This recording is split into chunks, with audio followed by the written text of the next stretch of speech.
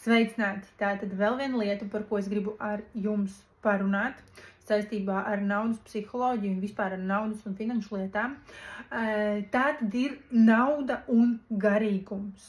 Jā, jo tātad ļoti bieži es esmu sastapusies ar to, ka cilvēkiem ir šī ticība, pārliecība par to, ka tātad vēlēties naudu, iet uz naudu, pelnīt naudu, saņemt naudu, prasīt naudu un tā tālāk gribēt naudu, ka tas nav no Dieva, ka tas nav pareizi, ka tas ir, tā teikt, slikti. Šis te iekšējais bloks tātad traucē, ja? Jo ja tu sev to neatļauj, iekšēji, ja tevī dzīvo šī pārliecība, tad, protams, ka, kur tu nonāks tālāk, ja?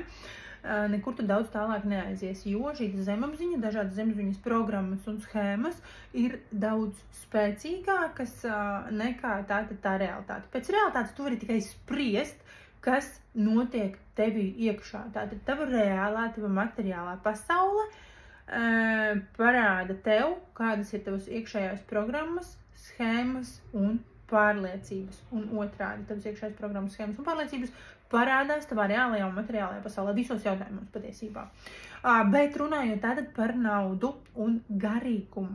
Ja? Tātad nauda patiesībā ir milzīgs instruments, milzīgs līdzeklis, atspoguļojums tam, cik ļoti tu garīgi esi audzis vai augusi savā iekšējā pasaulē. Tātad tavs materiālais stāvoklis, tava realitāte, tava ārējā pasaule parāda tavu garīguma līmeni. Un ja tu saki, ka, pieņemsim, nauda nav no Dieva, nauda nav no visuma vai kaut kā tā, ja, tas nozīmē, ka tu esi ļoti zemā, garīgā līmenī un nevēlies tajā augt. Ja? Jo tad, kad tu vēlēsies pelnīt naudu, tad, kad tu vēlēsies augt savā biznesā, augt savā karjerā, tev kā personībai, kā dvēselei, kā dzīvai būtnei, ar savu iekšēju emocionālo psiholoģisko pasauli, būs jāaug, jāpārvar savi dažādi psiholoģiski bloki, sava mazvērtība, savas bailes, savas šaubas, savs kauns, sava vainas sajūta. Tev būs jāiet tajā, ka tu vēlies palīdzēt cilvēkiem, ka tu cīnies par godīgumu, par patiesību, ja? par to, ka tu ej uz saviem mērķiem, ka tu tiecies pēc kaut kā vairāk, tad, kad tu tiecies pēc naudas, ja? Vispārīgi. Tas nav stāsts par naudu. Protams, ja tu skrieni tikai pēc naudas, tu būsi nelaimīgs cilvēks. Es par to nerunāju. Es runāju par cilvēku kopējo izaugsmi, kopējo labbūtību un labklājību. Ja? Vispārīgi. Es gribu, lai cilvēki ir ne tikai bagāti, bet arī laimīgi. Es gribu apvienot abas puses. Ja? Materiālo ar šo te garīgo, iekšējo, emocionālo. Ja? Un tad, kad tu tiecies pēc naudas, tas nav stāsts par to, cik naudas tu vari dabūt. Ir ļoti daudz cilvēku, kam ir ļoti daudz naudas, bet viņi ir ļoti nelaimīgi cilvēki. Tas ir stāsts par to, kā tu spēj šajā te ceļā, ejot uz šo te naudu, izaugt emocionāli, garīgi kā personība. Cik ļoti tu spēj realizēties, iznest savus iekšējos talantus, iznest tos labumus, kas ir tevī iekšā, iznest uz āru un parādīt pasaulē, nebaidīties, ka tu kādam nepatiksi, nebaidīties, ka tevi kāds nosodīs, tevi kāds tiesās, tevi kāds pārmetīs, ja? Nekaunēties no sevis, no tā, kas tu esi, iet caur savu personību, ja? Tātad jūs zināt, ka arī biznesa apmācībās ļoti daudz runāju tieši par personīgo izaugsmu, par personīgo zīmolu, personīgo brendu. Tas ir par to, kā tu iznes to, ko tu dari caur sevi, caur savu personību, caur savu būtību, ja? Un tur ir ļoti daudz, kas jāpārvar, daudz dažādi iekšēji bloki, lai tu varētu savā biznesā veiksmīgi realizēties caur savu, tātad šo te iekšējo personību, iekšējo būtību. Ja? Un tur veidojas un slīpējas tava personība, veidojas un slīpējas tavs garīgums. Tātad atkrīt dažādas nevajadzīgas lietas, pateicoties kurām tu tagad vari iet uz priekšu vieglāk.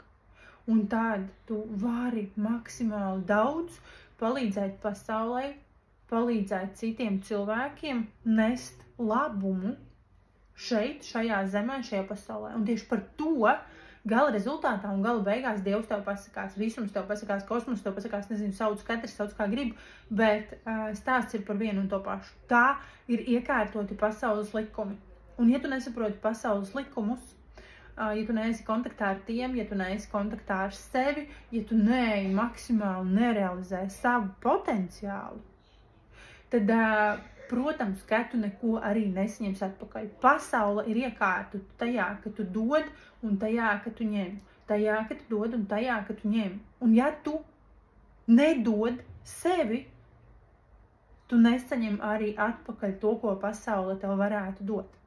Tāpēc tās ir par to, jo vairāk tu spēj dot sevis, jo vairāk tu spēj saņemt atpakaļ. Ja? Tātad nauda un viss, kas tev ir materiāli, patiesībā ir stāsts par to, cik tu spēj realizēties kā personība, cik tu spēj kļūt garīgs cilvēks, jo šis garīgums, tātad es uzsvēršu vēlreiz par to, ka tu atbrīvojies no miskastes savā prātā, no savām šīm te pārliecībām, kas ir pareizi, kas ir nepareizi, kā būt, kā nebūt, ko darīt, ko nedarīt, ka tu pieņem par savu misiju, palīdzēt citiem cilvēkiem. Un to dara jebkurš cilvēks, tas ir par tavu vērtību, par tavu pašvērtējumu. Ja? Tātad, kad tu pieņem, ka lai kādā profesijā, kādā biznesā, kādā sfērā, kādā jomā tu būtu, tu kaut kādā līmenī palīdzi cilvēkiem, jo vairāk tu attīsties kā personība audzināji uz priekšu, jo lielāku pienesumu pasaulē tu dod. Un tad saņem atpakaļ. Ja? Un tur, protams, arī ir jāmācās arī sevi novērtēt, paprasīt, pieņemt, arī daudziem cilvēkiem ir grūtības pieņemt.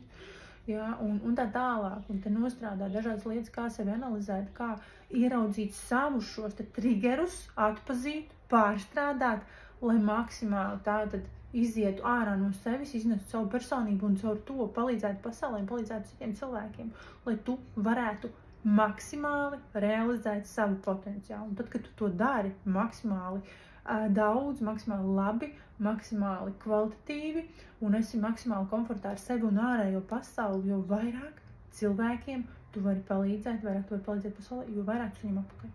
Tā kā šis stāsts ir par naudu un tāpat laikā ļoti, ļoti nav par naudu.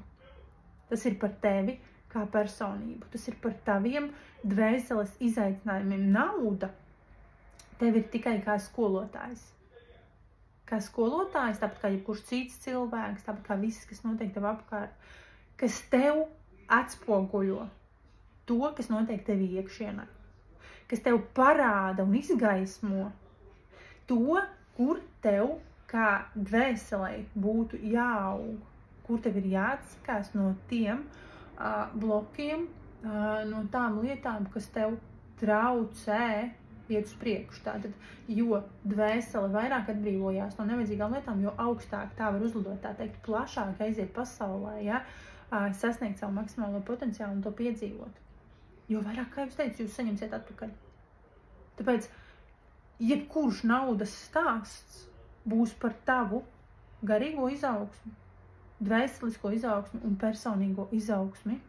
Un tas tev palīdzēs ne tikai dzīvot bagātāk, bet dzīvot arī laimīgāk, jo tev vienkārši nāksies atbrīvoties no tām lietām, kas tev šobrīd traucē. Un ja pieņemsim, tu šobrīd esi nabadzībā, parādos, kredītos, mīnusos, grūtībās, tad pasakies arī šajā situācijā, pasaki paldies naudai, materiālajai pasaulē, ka tā tev parāda, kur ir tavi iekšējie personības defekti, pie kuriem strādāt un kurus mainīt, lai tu atkal nonāktu plusā, pārpilnībā, ja, finansiālā neatkarībā un dzīvotu laimīgu, bagātu un piepildītu dzīvi. Par to, mīļie, ir šis te stāsts.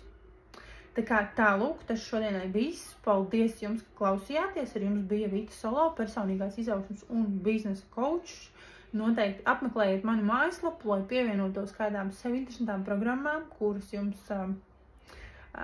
vien izvēlēsieties, vai rakstiet privātu ziņu, sazinieties ar mani, lai pieteiktos uz individuālām konsultācijām. Paldies, ka bijāt ar mani, atstājiet savu laiku un tiekamies jau citos video.